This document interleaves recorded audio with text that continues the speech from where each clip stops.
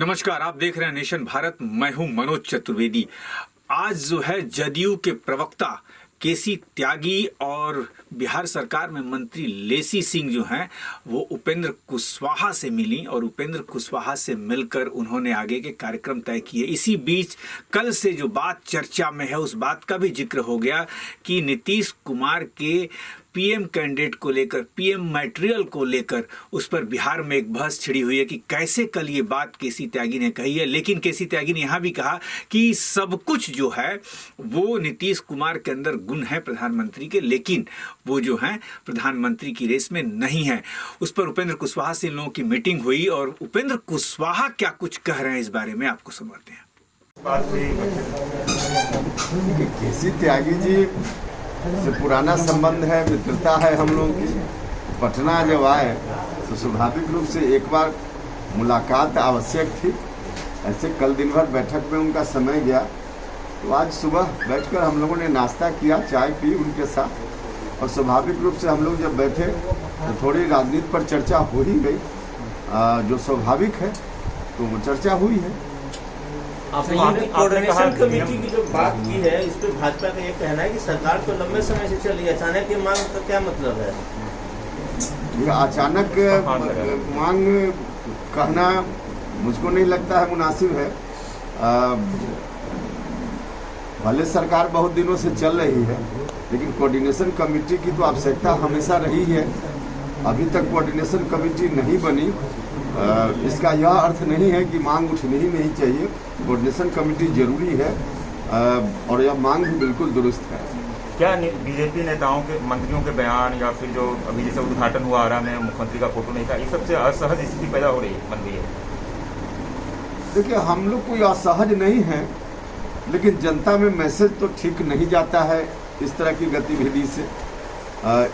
एक ही अलायंस के अंदर कई तरह की बात चलते रहती है। एक ही इशू पर अलग अलग नेता का बयान भी अलग अलग तरह से आते रहता है एक ही पार्टी में। अब जैसे अभी जो जातीय गणना की बात है, उसमें भारतीय जनता पार्टी के अलग अलग नेता अलग अलग तरह के बयान देते रहते हैं।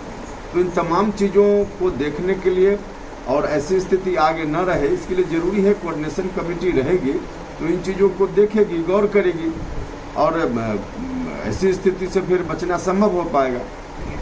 आप बीजेपी के शीर्ष नेता है, इसके लिए कोई बातचीत उनसे हुई है क्या? आपने सीएम की बात सबसे पहले कही थी कि प्रधानमंत्री के लायक है नीतीश कुमार, और अब जो है वो राष्ट्र परिषद की बैठक में होने लग गया। क्या आने वाले समय में नीतीश कुमार प्रधानमंत्री के लिए चुनाव लड़ेंगे? देखिए, कल क्या प्रस्ताव पारित हुआ उसको बता दिया गया है।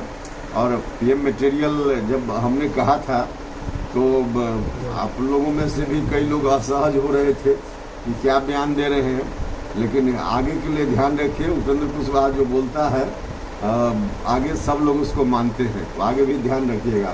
लेकिन भाजपा तो क्या मतलब आपका कहना आगे चुनाव लड़ेंगे, यही बड़ी बात है? या चुनाव लड़ेंगे क्या, क्या मतलब? अभी तो एनडीए में हम लोग हैं, तो एनडीए के तो उम्मीदवार प्रधानमंत्री के नरेंद्र मोदी।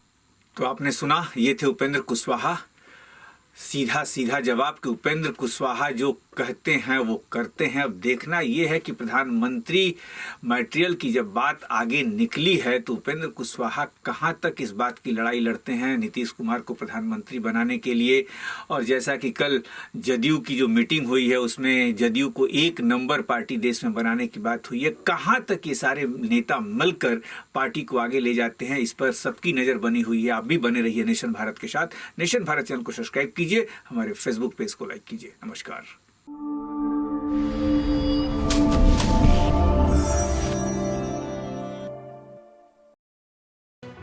लेटेस्ट खबरों से जुड़े रहने के लिए हमारे चैनल नेशन भारत को सब्सक्राइब करें और बेल आइकन को दबाएं ताकि कोई खबर छूट न पाए।